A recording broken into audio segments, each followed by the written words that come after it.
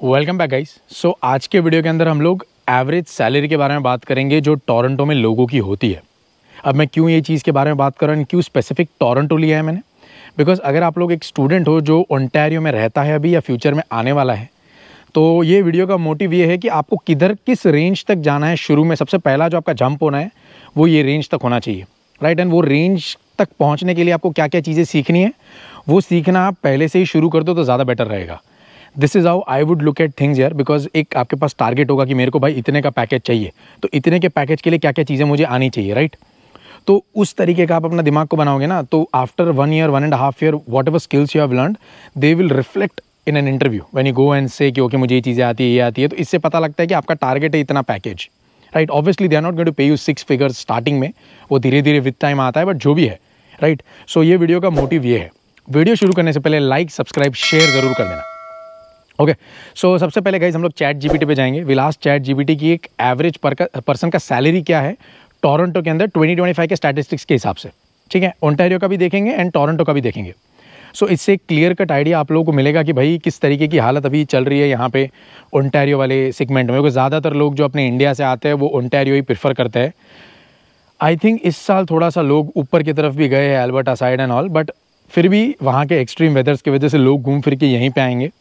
अगर आप कनाडा में रहने का सोच रहे हो फ्यूचर के अंदर, तो I am sure people will try to move to Ontario, because यहाँ का वेदर भी अच्छा रहता है एंड हर चीज़ है यहाँ पे, सिंपल भाषा में बताओ तो, ठीक है।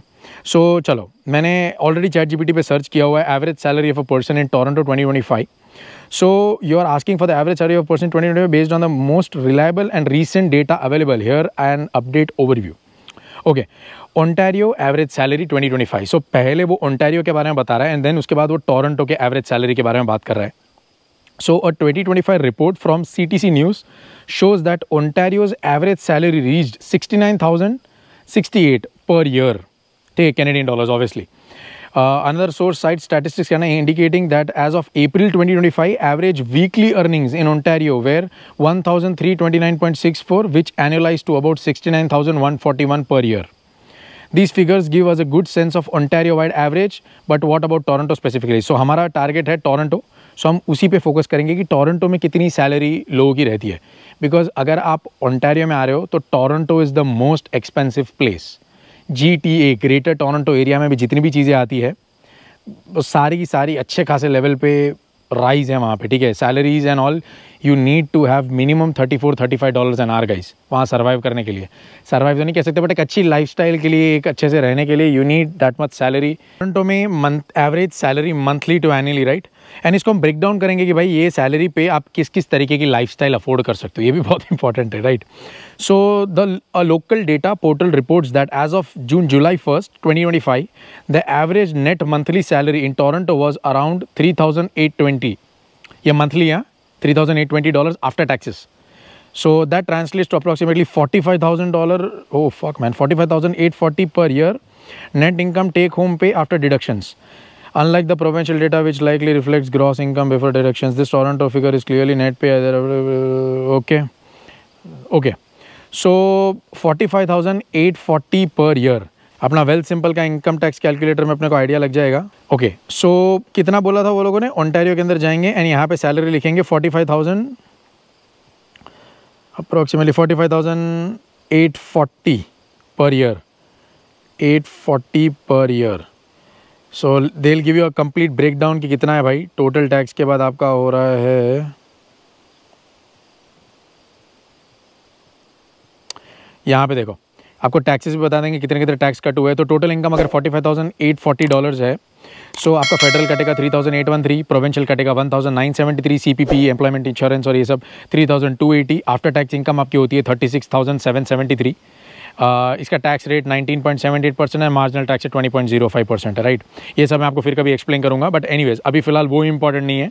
अभी फिलहाल इंपॉर्टेंट ये है, हम सबको पता है गाइस कि कनाडा में लाइफ कितनी एक्सपेंसिव होती चली जा रही है। Day to day food, rent, car insurance सब कुछ देखने चले जाओगे तो आपके जो भी आप इनकम कमा रहे हो ना, अगर आप उसको ढंग की जगह पे इन्वेस्ट नहीं करते हो या ऐसी जगह पे हाई इंटरेस्ट सेविंग्स अकाउंट में रखते नहीं हो, तो वो पैसा इन्फ्लेशन की वजह से दिखना ही कम हो जाएगा। नॉर्मल जो बैंक्स होती है हमारी डे टू डे बैंक्स, वो हमें कितना रिटर्न देती है, 2% रिटर्न देती है एनुअली, राइट। बट इससे बचने के लिए मैं एक और आप लोगों के लिए इन्वेस्टमेंट प्लेटफॉर्म लेके आया हूं, मोमो। अब ये इन्वेस्टमेंट प्लेटफॉर्म अमेजिंग बेनिफिट्स देता है। Okay, now you will be thinking कि वेदर इट्स लीगल और इट्स इलीगल और what ever it is, so let me explain what exactly momo is. Momo is a global power house. It operates in 7 different countries with 26 million users. 26 million users. And इसकी जो parent company है फूतू, वो Nasdaq listed है। तो इससे आप idea लगा सकते हो कि कितनी ट्रस्टवर्दी कंपनी है, राइट? तो आपके साथ कुछ फेक तो नहीं होने वाला है। फिर Momo is Canada's first AI driven brokerage, letting you invest your money in Canadian US stocks, ETFs and some options as well. ठीक है, सो ये सब जगहों पे आप अपने पैसे भी इन्वेस्ट कर सकते हो। अभी मैं आपको इनके रिटर्न का भी बताता हूँ, वेट करो। और इनका जो AI असिस्टेंट है is like having a guide 24/7। जो भी चीजें आपको उनके AI असिस्टेंट को पूछनी है इन्वेस्टमेंट से रिलेटेड, वो आप पूछ सकते हो।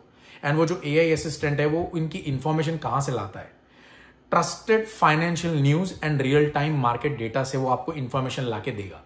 सो आपके साथ ऐसा कोई स्कैम होने की भी देरी नहीं है, प्लस आपको खुद बैठ के रिसर्च करने की जरूरत नहीं है। उनका जो AI असिस्टेंट है वो सारा कुछ आपके लिए कर देता है। सो जो भी आपके पास स्पेयर कैश रहता है वो मोमो के कैश अकाउंट में आप डालो, जिससे आपको 6% एनुअलाइज रिटर्न मिलता है on up to $10,000 CAD for first 60 days, right?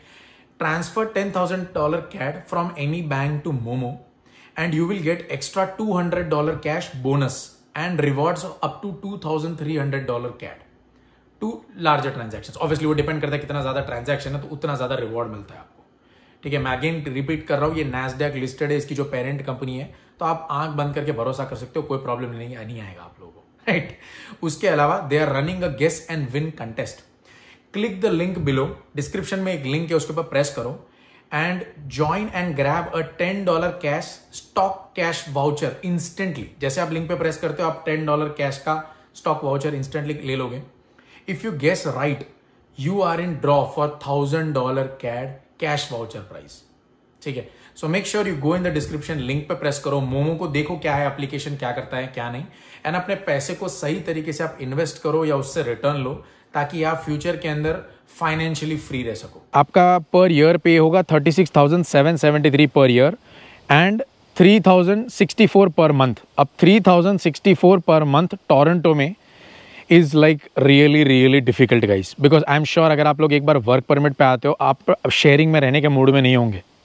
अगर आपकी शादी हो गई है तो दैट्स अ डिफरेंट थिंग, आपकी वाइफ भी कमाती है, आप भी कमाते हो, तो आपका दोनों का सैलरी मिला के क्लोज टू 6 फिगर्स तो जाना ही चाहिए।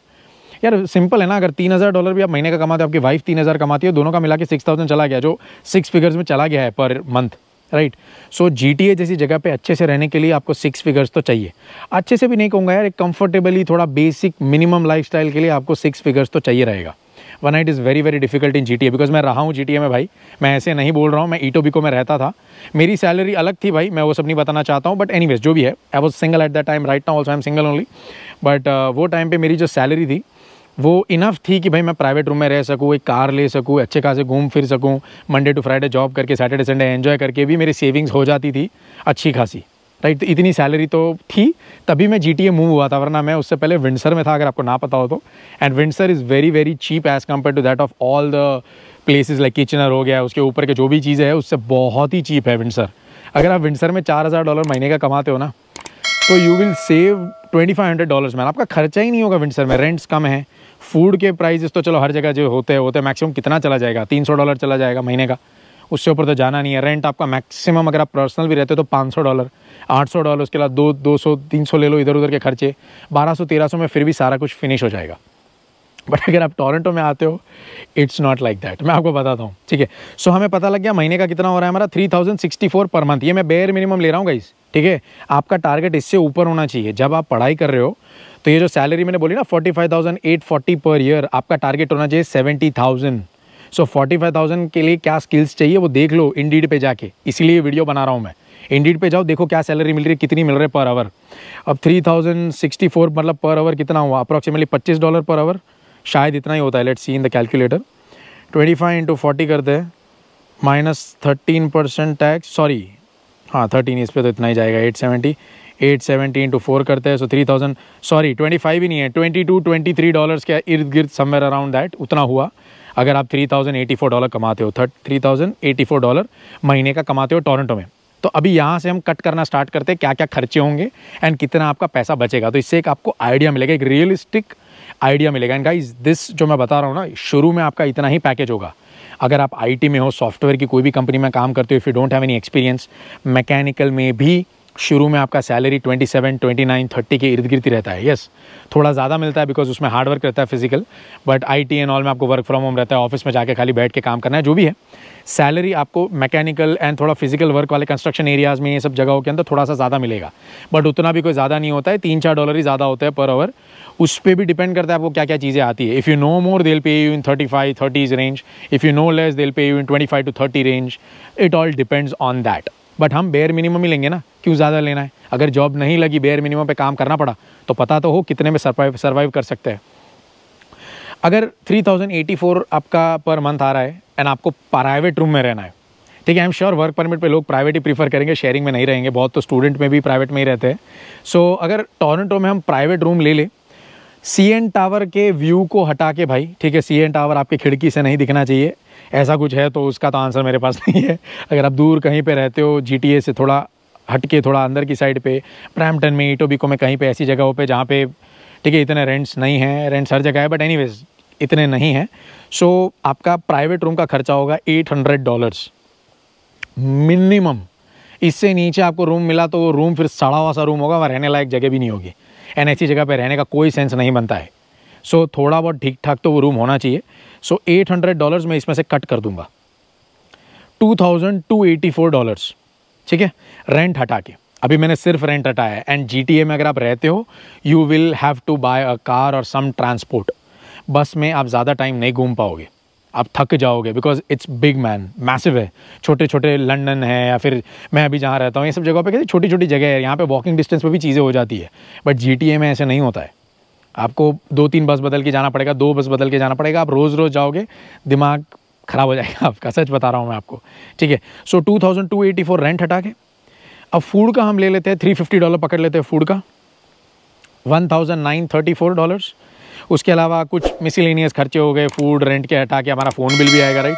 फ़ोन बिल का कितना ले लेते हैं, चलो $100 फ़ोन बिल पकड़ लेते हैं। अगर आपने नया फ़ोन लिया है, जो भी है XYZ, तो 1834। उसके अलावा क्या है आपका यूटिलिटी एंड ऑल, मैंने 800 के अंदर गिना है। अगर नहीं भी गिना है तो भी $100 में $150 उसके एक्स्ट्रा ले लेता हूँ, ठीक है। सो $1684 per month, rent, food, utility, phone bill. अब ऐसा तो नहीं है कि इतने पे सर्वाइव करोगे, आप बाहर खाने भी जाओगे।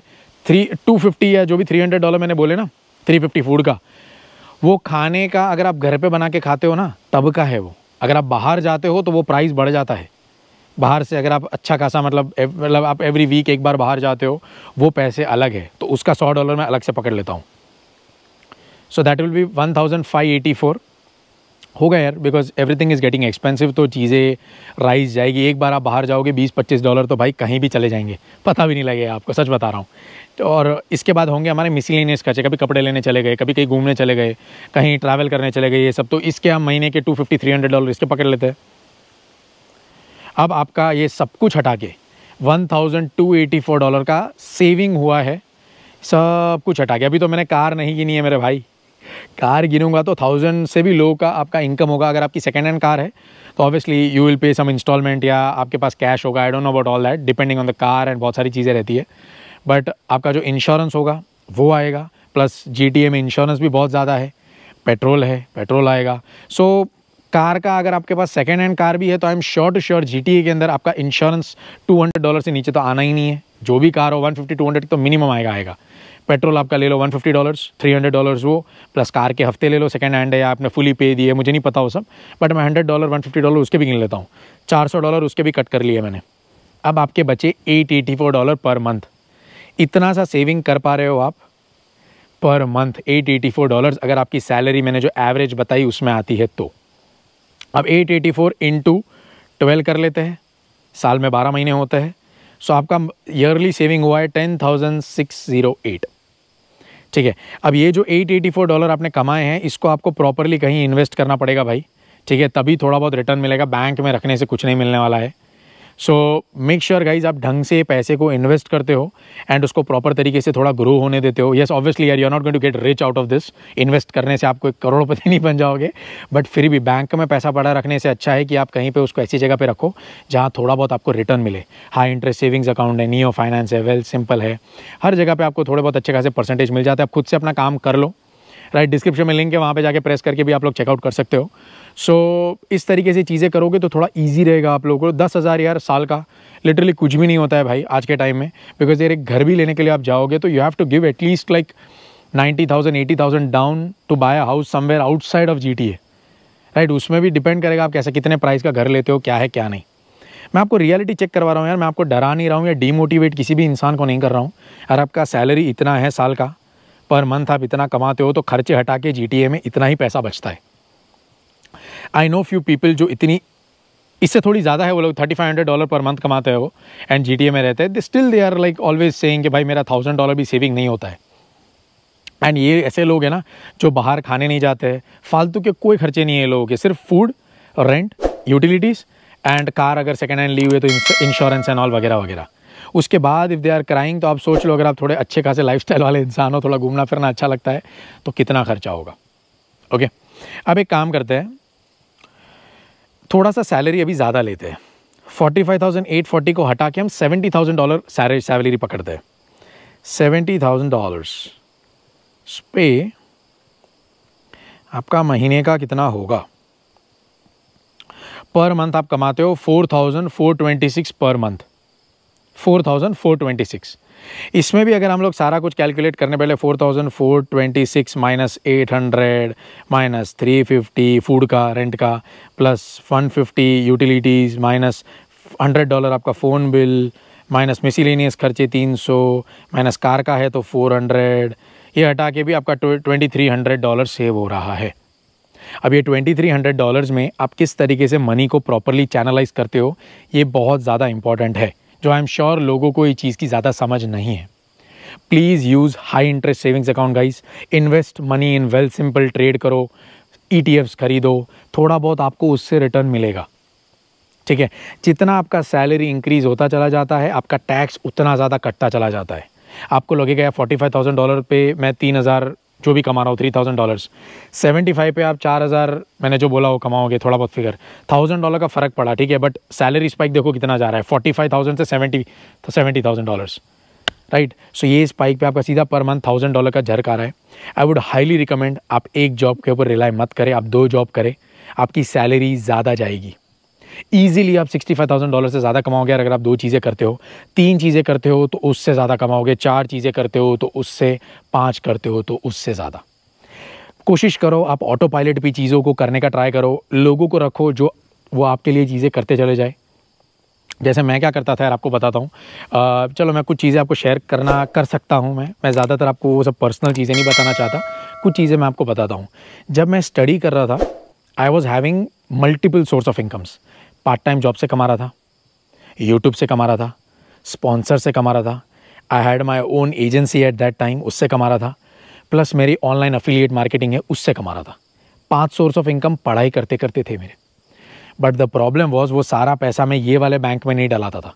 मैं जो अभी मतलब कनाडा में जो मेरा बैंक है उसमें सारा पैसा नहीं आता था, आधा पैसा इंडिया जाता था, आधा पैसा यहाँ आता था। वैसे यहाँ पे मैंने बहुत कम पैसा ही बैंक में डलवाया है। Majority of the money was going to India because I didn't want any trouble from the bank कि भाई ये पैसा जो आ रहा है कहाँ से आ रहा है। I already got 1 call from the bank when I came in the beginning कि ये जो अमाउंट आपको सेंड करी है ये कहाँ से आई है। तो at that time I was a study permit and वो अमाउंट अच्छी खासी थी। जो पर्सन है वो एक कंपनी ने मुझे पैसे दिए थे एडवर्टाइजमेंट करने के। So I charge them XYZ amount and they deposited that amount. वो कंपनी कनाडा में ही थी, टोरंटो में ही थी।